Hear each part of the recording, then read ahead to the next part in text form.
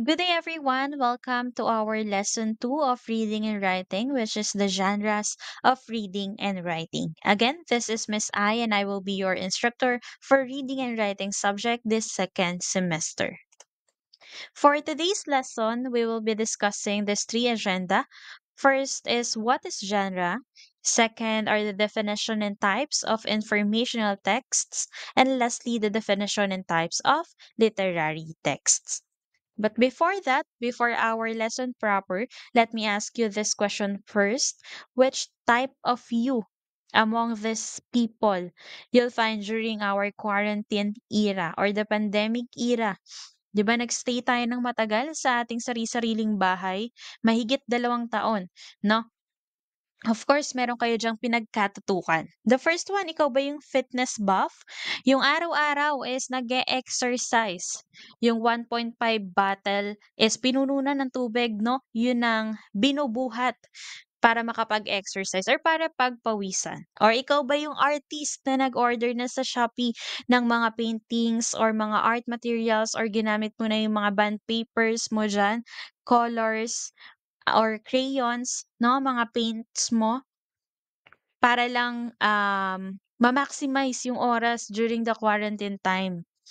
Or ikaw ba yung TikToker na araw-araw merong video content, nagvi-video ng sayaw, nagvi-video ng pagluluto, nagvi-video ng a day in my life, 'no? Kung wala ka dun sa tatlong yon, baka nandito ka naman sa tatlong ito. Ikaw ba yung self-care master na kumpletong-kumpleto ang skincare? Okay, mula sa foundation, makeup, okay, kumpleto.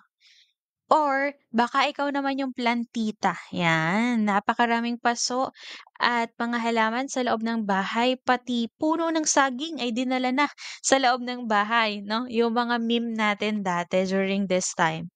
Or ikaw ba yung online seller na nag-take advantage during this quarantine period at gumana pa rin ang pagiging business-minded, sinubukan pa ring makaipon or makapag-produce ng pera during these trying times?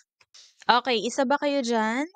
Okay, sabi ng iba kong student, "Ma'am, wala po kami diyan sa anim kasi kami po yung nag-aaral, nagbabasa lang po ng libro araw-araw, tumutulong sa magulang sa paglilinis ng bahay." Wow, ang sisipag naman. Okay, 'no, tinanong ko lang itong anim na ito kung alin kayo diyan, kung aling type of people kayo diyan among these 6 because I want to relate this to genre, 'no? Kasi sa reading and writing marami din tayong types and we call that genre, okay? So a particular subject or style of literature, art, or music, etc. So hindi lang pala siya iikot sa literature or sa literary pieces, no? Pwede rin siyang sa field ng art or sa field ng music. This is the class or category of artistic endeavor having a particular form, content, technique, or the like. So, napakaraming types again ng reading and writing, but I just got these two major types, which are the informational texts and the literary texts. Now, before we proceed, ano nga ba yung pinagkaiba nitong dalawa? Okay? So, from the word informational, ito yung maraming information tayong makukuha in terms of lahat ay based on fact. Okay? So, sa literary text naman, kung maaalala nyo sa pinag-aralan natin noong first sem, meron tayong subject na 21st century literature from the Philippines and the world.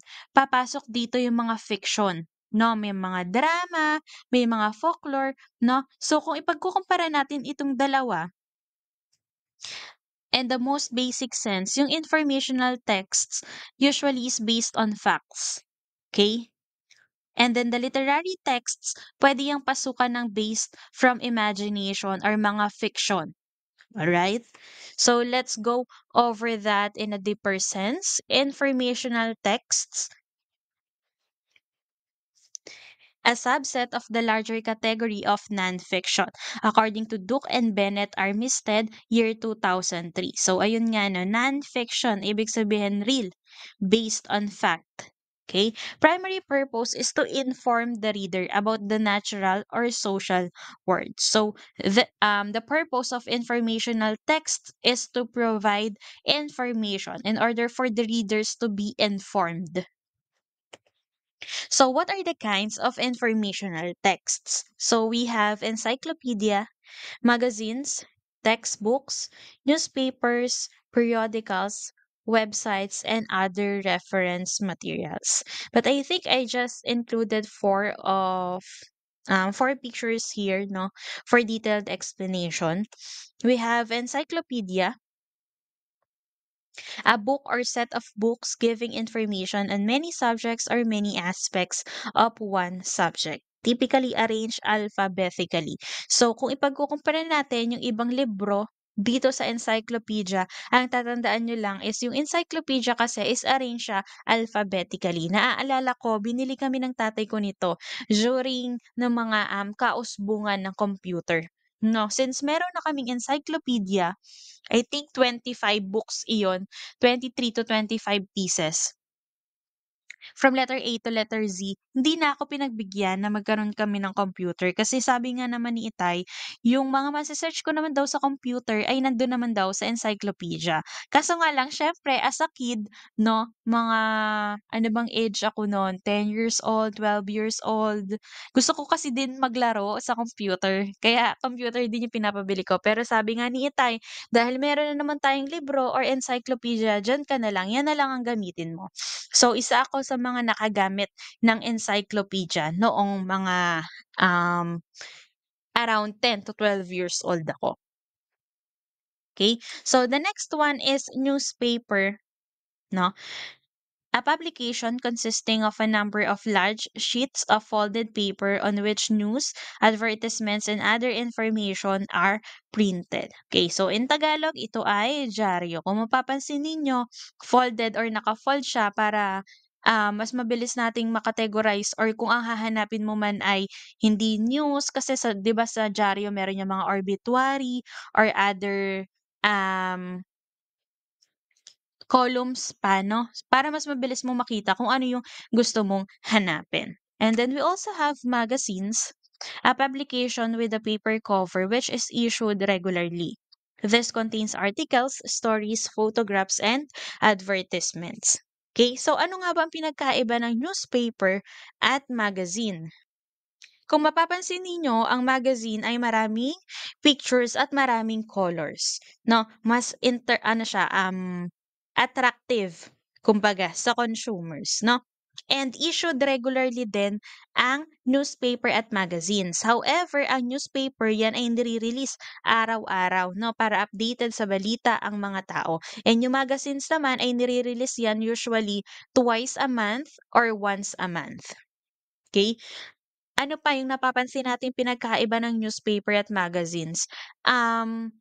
Sa texture ng papel 'no, sa mga magazines ito ay mas glossy, okay. Sa newspaper naman is parang mga plain paper lang 'no, 'di masyadong madulas. Next is textbooks, contains facts about particular subject that is used by people studying that subject. Okay? So, for example, yung subject nating reading and writing, punta kayo sa library, may makikita kayong book dyan na about reading and writing, yun ang tawag doon ay textbook. Okay? So, kung ano yung mga may subject tayo sa school, and then merong libro na ganon, that's textbook. Okay, we're done with the informational texts. Now, let's proceed with the literary texts. These are pieces of information or written material such as a book or poem that has the purpose of telling a story or entertaining. Okay, so kung sa informational text, ang purpose is to provide information to the readers, eto namang sa literary text, ang purpose is to entertain or to tell a story. Okay? Usually aesthetic but may also contain political messages or beliefs. So what are the kinds of literary texts? Madami-dami ito. We have drama, fable, fairy tale, fantasy, folklore, historical fiction, horror, humor, legend, mystery, mythology, realistic fiction, science fiction, biography, or autobiography. And iisa-isahin din natin yung mga yan. Starting from drama. Okay, so intended to be more serious in tone, usually for theatrical performance where conflicts and emotions are expressed through dialogue and action. Okay, so sa drama, ito yung nagbibigay sa atin ng sobra-sobrang emosyon, nakakaiyak, no? Yung sumasakit na yung dibdib mo, kakabasa, pero okay lang, tuloy pa rin dahil gusto mong malaman kung ano yung ending or kung ano yung nangyari sa characters. Usually, ito ay may sinosolve na problem, no? Palagit palaging merong conflict kung saan yung emotions natin ay lalabas at lalabas talaga. We have these examples from Victor Hugo, The Les Miserables, and Jodi Picoult. I'm not sure of the pronunciation, no? If I'm wrong, I'm sorry for that. Kindly double check it na lang. Okay, so this is My Sister's Keeper, number one New York Times best-selling author. Next is we have Fable. Okay, demonstrates useful truth in which animals speak as humans. Okay, ito naman ang characters ay mga hayop pero ang qualities ay pang tao. Okay, so this is one of the most famous fable in the world, The Hare and the Tortoise. Okay, ano yung hare? Yung hare ay rabbit pero bigger or larger version. Kamag-anakan ng rabbit. Next, fairy tales. We are very familiar with this Disney princesses. Stories about fairies and other magical creatures, usually for children. Okay, napakarami na. We have Snow White, Cinderella, Belle. Okay. The next one is fantasy. Fiction with strange or otherworldly settings or characters and invites suspension of reality. Okay, our example is Harry Potter, no? By J.K. Rowling. Suspension of reality, ibig sabihin is walang katotohanan. Base lang sa imahinasyon ng author or ng writer. Next, folklore. Songs, stories, myths, and proverbs of a people or a folk as handed down by word of mouth. Ibig sabihin, ipinasa through mouth, saling dila, no? Ang pinag-usap-usapan, kung maaalala nyo, ito yung kwento ng mga lola at lolo natin, no? Alamat ng ampalaya, alamat ng pinya.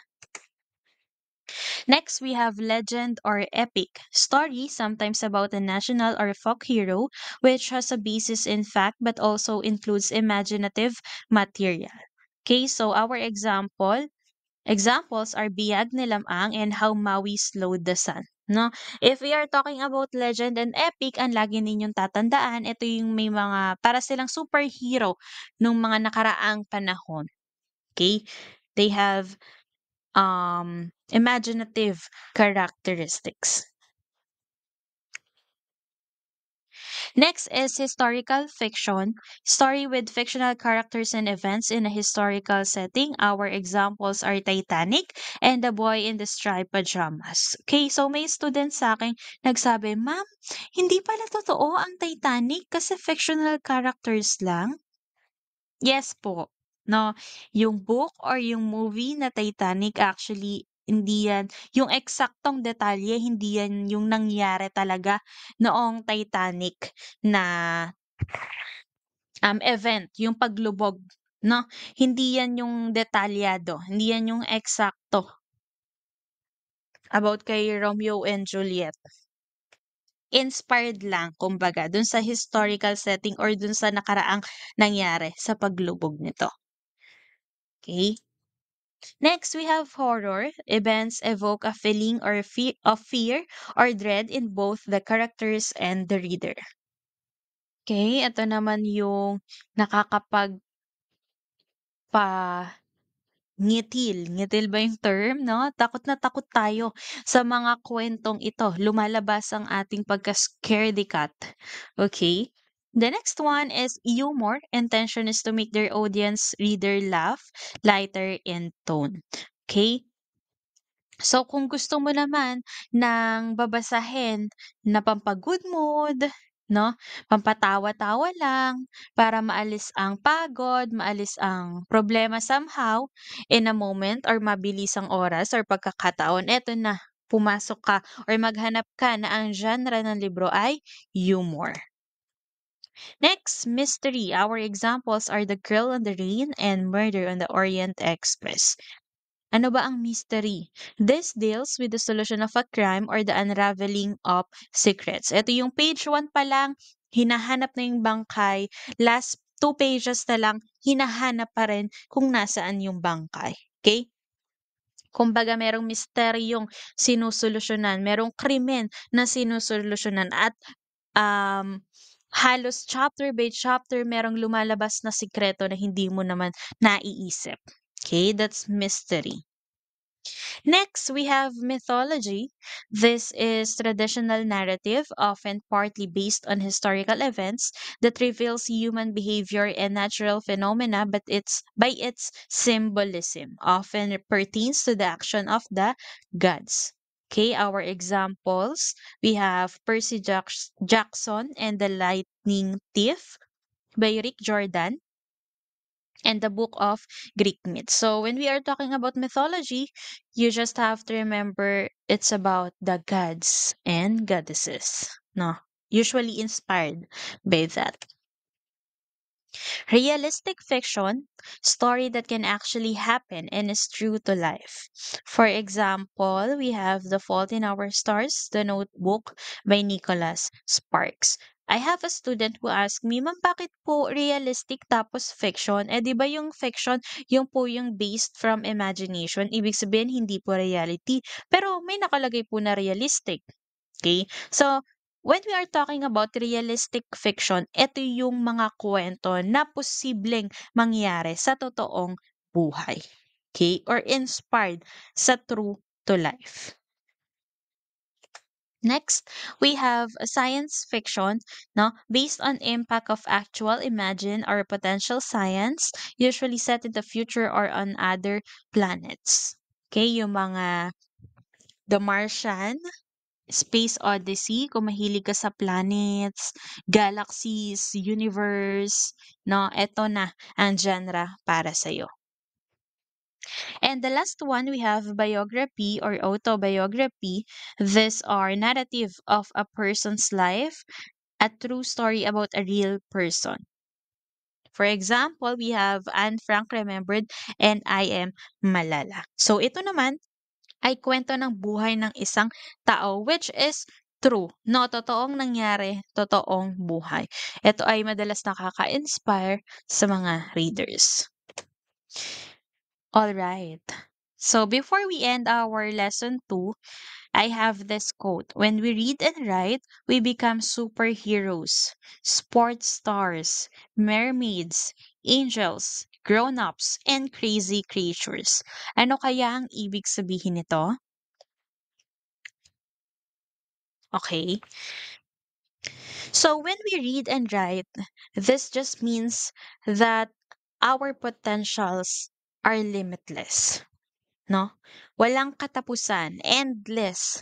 Kaya nating isulat yung mga kwento na naiisip natin, kahit patungkol man yan sa mermaid, patungkol man yan sa crazy creatures na ikaw lang yung nagawa ng image, no? Mga 8 ang paa, 3 ang ulo, kahit hindi katotohanan or hindi naman talaga nakikita sa totoong buhay, because of reading and writing, we are able to express unimaginable thoughts and ideas. Okay? Napakarami nating pwedeng magawa. Pwede tayong maging superhero, pwede tayong maging mermaids, no? Kaya pwede rin tayong mag-focus sa mga realidad ng buhay. Napakalawak kapag nang pwede nating marating din sa buhay because of the ideas, information, learning we can get from reading and writing. Okay, that's it for our lesson 2. Thank you for that. And again, this is our reading and writing subject. For our lesson 2, we talk about the genres of reading and writing. That's it. Have a good day.